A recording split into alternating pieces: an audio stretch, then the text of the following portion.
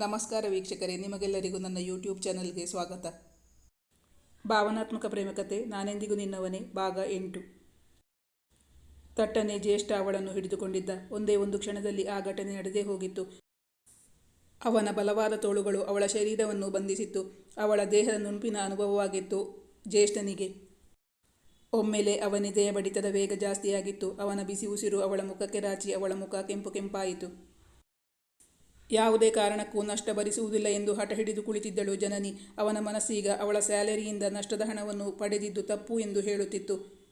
ಅಂದು ವಿಜಯ ಅವರು ಮಗನನ್ನು ಕರೆದು ಹೇಳಿದರು, ರಜತ್, ಇನ್ನು ಎಷ್ಟು ದಿನ ಒಂಟಿಯಾಗಿ ಬಾಳ್ಬೇಕು ಅಂತ ಯೋಚನೆ ಮಾಡಿದ್ದೀಯಾ? ನೀನು ಈ ವರ್ಷ ಮದುವೆ ಆಗಲೇಬೇಕು. ನನ್ನ ಕೈಯಲ್ಲಂತೂ ಮನೆ ಕೆಲಸಗಳನ್ನೆಲ್ಲ ಮಾಡೋಕೆ ಆಗ್ತಾ ಇಲ್ಲ. 2 ವರ್ಷದಿಂದ ಮದುವೆ ಆಗು ಅಂತ ಹೇಳ್ತಾನೆ ಬಂದಿದ್ದೀನಿ. ನಾನು ಈಗಾಗಲೇ ಒಬ್ಬ ಹುಡುಗಿಯನ್ನು ನೋಡಿದ್ದೀನಿ. ಆ ಹುಡುಗಿಯನ್ನು ನೀನು ಬೇಡ ಅಂತ ಹೇಳುವ ಚಾನ್ಸೇ ಇಲ್ಲ. ಹುಡುಗಿನ ನೀನು ಈಗಾಗಲೇ ನೋಡಿದೀಯ, ದಂತದ ಬೊಂಬೆ ಹಾಗೆ ಇದ್ದಾಳೆ. ವಿಜಯ ಅವರು ಮಗನಿಗೆ ಹೇಳುತ್ತಿದ್ದರು. ಯಾರಮ್ಮ ಅದು? ನಿನ್ನ ಸೊಸೆ ಆಗುವ ಆ ಹುಡುಗಿ? ಆಶ್ಚರ್ಯದಿಂದ ತಾಯಿಯನ್ನು ಪ್ರಶ್ನಿಸಿದ ರಜತ್. ನಾನು ಜನನಿಯನ್ನ ಮನಸ್ಸಿನಲ್ಲಿಟ್ಟುಕೊಂಡು ಹೇಳ್ತಾ ಇರೋದು. ಪಾಪ, ಅವಳು ತುಂಬ ಕಷ್ಟದಲ್ಲಿದ್ದಾಳೆ. ಒಳ್ಳೆಯ ಹುಡುಗಿ. ಅವಳು ಮದುವೆ ಆಗುವುದಿಲ್ಲ, ಅಪ್ಪ ಅಮ್ಮನ ನೋಡಿಕೊಂಡು ಹಾಗೆ ಇದ್ಬಿಡ್ತೀನಿ ಅಂತ ಹೇಳ್ತಾಳೆ. ಆದರೆ ಸುಂದರವಾದ ಹುಡುಗಿ ಒಂಟಿಯಾಗಿ ಬಾಳುವುದು ಕಷ್ಟ. ಅವಳ ಅಪ್ಪನಿಗಂತೂ ಕೈಲಾಗಲ್ಲ. ಈಗೇನೋ ಹೆತ್ತವರು ಜೊತೆಗಿದ್ದಾರೆ. ಆಮೇಲೆ ಒಂಟಿಯಾಗಿ ಬಾಳುವುದು ಅಷ್ಟು ಸುಲಭ ಅಲ್ಲ. ನೀನು ಎಸ್ ಅಂದರೆ ನಾನು ಅವಳ ಅಮ್ಮ ಅಪ್ಪನ ಹತ್ರ ಹೋಗಿ ಮಾತಾಡ್ಕೊಂಡು ಬರ್ತೀನಿ. ನೀನು ಅವಳನ್ನು ಹತ್ತಿರದಿಂದ ನೋಡಿದ್ದೀಯಲ್ಲ, ನಿಂಗೆ ಅವಳ ಬಗ್ಗೆ ಏನನ್ನಿಸುತ್ತದೆ? ಮಗನ ಅಭಿಪ್ರಾಯವನ್ನು ತಿಳಿಯಲು ಪ್ರಯತ್ನಿಸಿದರು ವಿಜಯ. ಅವರಿಗೇನು ಜನನಿ ತುಂಬ ಹಿಡಿಸಿದ್ದಳು. ಅಮ್ಮ, ನನಗೆ ಅವಳು ಇಷ್ಟ ಆಗಿದ್ದಾಳೆ. ಆದರೆ ಅವಳ ಅಭಿಪ್ರಾಯ ಏನು ಅಂತ ತಿಳಿಬೇಕಲ್ವಾ? ಅವಳಿಗೆ ನಾನು ಇಷ್ಟವಾಗಿದ್ದೀನೋ ಇಲ್ವೋ ಅಂತ ತಿಳ್ಕೊಂಡು ಆಮೇಲೆ ಮದುವೆಗೆ ಪ್ರಸ್ತಾಪ ಮಾಡು. ಇಲ್ಲಿ ಅವಳ ಅಭಿಪ್ರಾಯ ತುಂಬ ಇಂಪಾರ್ಟೆಂಟ್ ಆಗುತ್ತೆ. ಈ ವಿಷಯದಲ್ಲಿ ಯಾವುದೇ ಕಾರಣಕ್ಕೂ ಅವಳನ್ನು ಒತ್ತಾಯ ಮಾಡೋಕೆ ಹೋಗಬೇಡ. ಸದ್ಯ ಈಗಲಾದರೂ ನೀನು ಮದುವೆ ಆಗೋಕ್ಕೆ ಒಪ್ಕೊಂಡಿಯಲ್ಲ. ಅವಳು ತುಂಬ ಮೆದು ಸ್ವಭಾವದ ಹೆಣ್ಣು. ನಮ್ಮ ಮನೆಗೆ ಹೇಳಿ ಮಾಡಿಸಿದ ಹಾಗಿದ್ದಾಳೆ. ಖಂಡಿತ ಈ ಮದುವೆಗೆ ಒಪ್ಕೋತಾಳೆ. ಇನ್ನು 2-4 ವರ್ಷಕ್ಕೆ ಅವಳ ತಮ್ಮ ದುಡಿಯೋಕೆ ಶುರು ಮಾಡ್ತಾನೆ. ಅಲ್ಲಿ ತನಕ ಅವರ ಮನೆಯವರನ್ನು ನೋಡಿಕೊಳ್ಳುವ ಜವಾಬ್ದಾರಿ ಅವಳದು. ಅದಕ್ಕೆ ನಮ್ಮನೆಯಲ್ಲಿ ಅಭ್ಯಂತರ ಹೇಳುವವರು ಯಾರೂ ಇಲ್ಲ. ನನಗೆ ಇವತ್ತು ತುಂಬ ಸಂತೋಷವಾಯಿತು. ಈ ಮದುವೆ ಖಂಡಿತವಾಗಿ ನಡೆಯುತ್ತೆ. ಇನ್ನು ತಡ ಮಾಡುವುದು ಬೇಡ. ನಾನು ಜನನಿ ಇಲ್ಲದ ಹೊತ್ತಲ್ಲಿ ಹೋಗಿ ಅವಳ ಅಮ್ಮನ ಹತ್ರ ಮದುವೆ ವಿಚಾರ ಮಾತಾಡ್ಕೊಂಡು ಬರ್ತೀನಿ. ಮೊದಲು ಹೆತ್ತವರ ಮೂಲಕ ಮದುವೆಗೆ ವಿಷಯ ಪ್ರಸ್ತಾಪ ಮಾಡೋಣ. ಜನನಿ ಯಾವತ್ತೂ ತಂದೆ ತಾಯಿ ಮಾತನ್ನು ತೆಗೆದುಹಾಕಲ್ಲ. ಅವಳ ಬಳಿಯೇ ಮೊದಲು ಮದುವೆಯ ವಿಷಯ ಪ್ರಸ್ತಾಪ ಮಾಡಿದರೆ ನನಗೆ ಮದುವೆ ಬೇಡವೇ ಬೇಡ ಅಂತ ಹೇಳ್ತಾಳೆ. ಹೇಗಾದರೂ ಮಾಡಿ ಅವಳನ್ನು ಮದುವೆಗೆ ಒಪ್ಪಿಸಲೇಬೇಕೆಂಬುದು ವಿಜಯ ಅವರ ಅಭಿಪ್ರಾಯವಾಗಿತ್ತು. ಶೈನಿ ಸಿರಿ ಫಾರ್ಮಾಸ್ಯೂಟಿಕಲ್ ಕಂಪನಿಯ PA ಆಗಿ ಕೆಲಸ ಮಾಡುತ್ತಿದ್ದಳು. ಅವಳಿಗೆ ಮದುವೆ ನಿಶ್ಚಯವಾಗಿತ್ತು. ಇನ್ನು 3 ವಾರಕ್ಕೆ ಅವಳ ಮದುವೆ ಇದ್ದುದರಿಂದ ಅವಳಿಗೆ ಈಗ ಕೆಲಸಕ್ಕೆ ಬರಲು ಸಾಧ್ಯವಾಗುತ್ತಿರಲಿಲ್ಲ. ರಜಾ ತೆಗೆದಿದ್ದಳು. PA ಗೈರು ಹಾಜರಾದುದರಿಂದ ಜ್ಯೇಷ್ಠನಿಗೆ ತುಂಬ ಕಷ್ಟವಾಗುತ್ತಿತ್ತು. ಅವಳು ಮೊದಲೇ ತಿಳಿಸಿದಲ್ಲಿ ಬೇರೆ ಯಾರನ್ನಾದರೂ ಅಪಾಯಿಂಟ್ ಮಾಡಿಕೊಳ್ಳಬಹುದಾಗಿತ್ತು. ಆದರೆ ಅವಳು ತನಗೆ ಮದುವೆ ನಿಶ್ಚಯ ಆಗಿರುವ ವಿಷಯವನ್ನು ಮೊದಲೇ ತಿಳಿಸಿರಲಿಲ್ಲ. PA ಇಲ್ಲದ್ದರಿಂದ ಅವಳ ಕೆಲಸವನ್ನು ಬೇರೆ ಯಾರಿಗಾದರೂ ನಿಭಾಯಿಸಲು ಹೇಳಬೇಕಾಗಿತ್ತು. ಜನನಿ ಹೇಳಿದ ಕೆಲಸವನ್ನು ಅಚ್ಚುಕಟ್ಟಾಗಿ ನಿಭಾಯಿಸುತ್ತಿದ್ದುದನ್ನು ಕಂಡು ಜ್ಯೇಷ್ಠ ಅವಳನ್ನು ತನ್ನ ಕ್ಯಾಬಿನ್ಗೆ ಕರೆದಿದ್ದ. ಮೇಡಮ್, ನಿಮ್ಮಿಂದ ನನಗೊಂದು ಸಹಾಯ ಆಗಬೇಕಾಗಿತ್ತು. ಹೇಳಿ ಸರ್, ಏನಾಗಬೇಕಾಗಿತ್ತು? ನನ್ನ PA ಶೈನಿಯ ಮದುವೆ ವಿಚಾರ ನಿಮಗೆ ಗೊತ್ತೇ ಇರಬಹುದು. ಮದುವೆಗೆ ಇನ್ನು 3 ವಾರಗಳಷ್ಟು ದಿನ ಇದ್ದರೂ ಇವತ್ತಿಂದ ಬರೋಕ್ಕಾಗ್ತಿಲ್ಲ ಅಂತ ಕರೆ ಮಾಡಿ ಹೇಳಿದರು. ಅದಕ್ಕಾಗಿ ಹೊಸ PA ಅಪಾಯಿಂಟ್ ಆಗೋ ತನಕ ನಿಮಗೆ ಅವರ ಕೆಲಸ ಮಾಡೋಕ್ಕಾಗುತ್ತಾ ಅಂತ ನಿಮ್ಮ ಹತ್ರ ರಿಕ್ವೆಸ್ಟ್ ಮಾಡ್ಕೋತಾ ಇದ್ದೀನಿ. ತನ್ನ ಕಷ್ಟವನ್ನು ಅವಳ ಬಳಿ ಹೇಳಿಕೊಂಡ. ಈ ಆಫೀಸಲ್ಲಿ ಅಂತಹ ತೊಂದರೆ ಏನೂ ಇಲ್ಲದ್ದರಿಂದ ಅವಳು ಒಪ್ಪಿಕೊಂಡಳು. ಓಕೆ ಸರ್, ನನಗೇನು ಪ್ರಾಬ್ಲಮ್ ಇಲ್ಲ. ನಾಳೆಯಿಂದ ನೀವು ಬೆಳಗ್ಗೆ ಸ್ವಲ್ಪ ಬೇಗ ಬರಬೇಕಾಗುತ್ತೆ. 9 ಗಂಟೆಗೆಲ್ಲ ಆಫೀಸಲ್ಲಿ ಇರಬೇಕಾಗುತ್ತೆ. ಅದಕ್ಕೆ ಸರಿಯಾಗಿ ನಿಮ್ಮ ಸ್ಯಾಲರಿಯನ್ನು ಜಾಸ್ತಿ ಮಾಡ್ತೀನಿ, ಜ್ಯೇಷ್ಠ ಅವಳ ಬಳಿ ಹೇಳಿದ. Okay sir, thank you sir. ಅಂದು ಫಾರ್ಮಾಸ್ಯೂಟಿಕಲ್ ಕಂಪನಿಯವರಿಗಾಗಿ ಒಂದು ಕಾನ್ಫರೆನ್ಸ್ ಇತ್ತು. ಅದನ್ನು ಅಟೆಂಡ್ ಆಗಲು ಹೋಗಬೇಕಾಗಿತ್ತು ಜ್ಯೇಷ್ಠ. ಜನನಿಯನ್ನು ತನ್ನೊಂದಿಗೆ ಬರಲು ಹೇಳಿದ್ದ. ಆ ಕಾನ್ಫರೆನ್ಸಿಗೆ ಅಮೆರಿಕನ್ನರಾದ ಡೇನಿಯಲ್ ಎಂಬುವರು ಬಂದಿದ್ದರು. ಅವರಾಗಲೇ ಬಂದು ಜ್ಯೇಷ್ಠನ ಬಳಿ ಮಾತಾಡಿ ಪರಸ್ಪರ ಪರಿಚಯ ಮಾಡಿಕೊಂಡಿದ್ದರು. ಮಾತುಕತೆಯಾದ ಬಳಿಕ ಸಿರಿ ಫಾರ್ಮಾಸ್ಯೂಟಿಕಲ್ ಕಂಪನಿಗೆ ಬಂದು ನಿಮ್ಮ ಉತ್ಪನ್ನಗಳನ್ನು ನೋಡಿ ನಿಮಗೆ ಆರ್ಡರ್ ಕೊಡುವುದಾಗಿ ಹೇಳಿದ್ದರು ಡೇನಿಯಲ್. ಡೇನಿಯಲ್ನ ದೃಷ್ಟಿ ಪೂರ್ತಿ ಜ್ಯೇಷ್ಠನ ಪಕ್ಕದಲ್ಲಿ ಕುಳಿತಿದ್ದ ಜನನಿಯ ಮೇಲಿದ್ದುದನ್ನು ಜನನಿ ಗಮನಿಸಿಕೊಂಡಿದ್ದಳು. ಅವನ ದೃಷ್ಟಿ ಏಕೋ ಅವಳಿಗೆ ಸಹಿಸಲಾಗುತ್ತಿರಲಿಲ್ಲ. ಆದರೂ ಏನೂ ಮಾಡುವಂತಿಲ್ಲವಲ್ಲ, ಮುಳ್ಳಿನ ಮೇಲೆ ಕುಳಿತಂತೆ ಅಲ್ಲಿ ಕುಳಿತಿದ್ದಳು. ಒಮ್ಮೆ ಈ ಕಾನ್ಫರೆನ್ಸ್ ಮುಗಿದು ಇಲ್ಲಿಂದ ಹೋದರೆ ಸಾಕಪ್ಪ ಎನಿಸಿತ್ತು ಜನನಿಗೆ. ಜ್ಯೇಷ್ಠನಿಗೆ ಆ ಕಾನ್ಫರೆನ್ಸಿಗೆ ಬಂದವರಲ್ಲಿ ಅನೇಕರ ಪರಿಚಯವಿತ್ತು. ಅವನು ತಾನು ಕುಳಿತಲ್ಲಿಂದ ಎದ್ದು ಹೋಗಿ ಪರಿಚಯಸ್ಥರೊಬ್ಬರನ್ನು ಮಾತಾಡಿಸತೊಡಗಿದ. ಇದೇ ಸಂದರ್ಭಕ್ಕಾಗಿ ಕಾದಿದ್ದ ಡೇನಿಯಲ್ ಜನನಿಯ ಪಕ್ಕದ ಚಾರಿನಲ್ಲಿ ಬಂದು ಕುಳಿತಿದ್ದರು.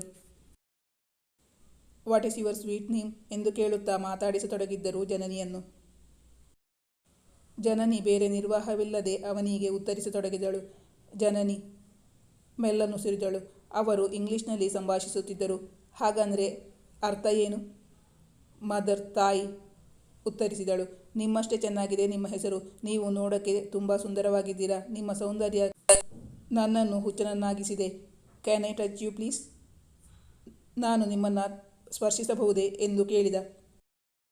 ಜನನಿಗೆ ಅವನೊಂದಿಗೆ ಮಾತಾಡಲು ಮನಸ್ಸಿರಲಿಲ್ಲ. ಅಲ್ಲಿಂದ ಎದ್ದು ಹೋಗೋಣವೆಂದರೆ ಅವಳಿಗೆ ಅಲ್ಲಿ ಯಾರ ಪರಿಚಯವೂ ಇರಲಿಲ್ಲ. ಅವನು ಅವಳನ್ನು ಮಾತಿಗೆ ಎಳೆಯುತ್ತಿದ್ದ. ಅವನ ನೆಟ್ಟ ದೃಷ್ಟಿಯನ್ನು ಎದುರಿಸಲಾಗದೆ ನೋ ಸರ್ ಎಂದು ಹೇಳಿ ಅಲ್ಲಿಂದ ಎದ್ದು ಜ್ಯೇಷ್ಠನ ಬಳಿಗೆ ಹೊರಟಳು. ಯಾರೋ ಅಟ್ಟಿಸಿಕೊಂಡಂತೆ ಬಂದು ತನ್ನ ಬಳಿ ನಿಂತ ಜನನಿಯನ್ನು ಕೇಳಿದನು ಜ್ಯೇಷ್ಠ. ಏನಾಯ್ತು? ಯಾಕೆ ಗಾಬರಿಯಾಗಿದ್ದೀರಾ? ಅವಳ ಮುಖ ಕೆಂಪಾಗಿತ್ತು. ಅವನ ಬಳಿ ಇದೆಲ್ಲವನ್ನು ಹೇಳುವ ಮನಸ್ಸಾಗಲಿಲ್ಲ ಜನನಿಗೆ. ಏನೂ ಇಲ್ಲ ಸರ್ ಉತ್ತರಿಸಿದಳು. ಜನನಿ ಹೋದಲ್ಲೆಲ್ಲ ಡೇನಿಯಲ್ನ ಹಸಿದ ಕಣ್ಣುಗಳು ಅವಳನ್ನು ಹಿಂಬಾಲಿಸುತ್ತಿದ್ದವು. ಜನನಿ ಇಂತಹ ಸಂದರ್ಭಗಳನ್ನು ಎದುರಿಸುವುದು ಇದೇ ಮೊದಲಲ್ಲ. ಅವಳ ಸೌಂದರ್ಯವೇ ಅವಳಿಗೆ ಮುಳುವಾಗುತ್ತಿತ್ತು. ಅವಳನ್ನು ಒಮ್ಮೆ ನೋಡಿದವರು ಮತ್ತೆ ಮತ್ತೆ ನೋಡುತ್ತಿದ್ದರು. ಯಾಕೆಂದು ಅವಳಿಗೆ ಇಂದಿನವರೆಗೂ ಗೊತ್ತಿಲ್ಲ. ಆದರೆ ಇಂದೇಕೋ ಅವನ ನೋಟ ಅವಳಿಗೆ ತುಂಬ ಹಿಂಸೆಯಾಗುತ್ತಿತ್ತು. ಆಡುವಂತಿಲ್ಲ, ಅನುಭವಿಸುವಂತಿಲ್ಲ. ತಮ್ಮ ಮನೆಯ ಸಮಾರಂಭವಾದರೆ ಅಲ್ಲಿಂದ ಹೊರಟು ಹೋಗಬಹುದಾಗಿತ್ತು.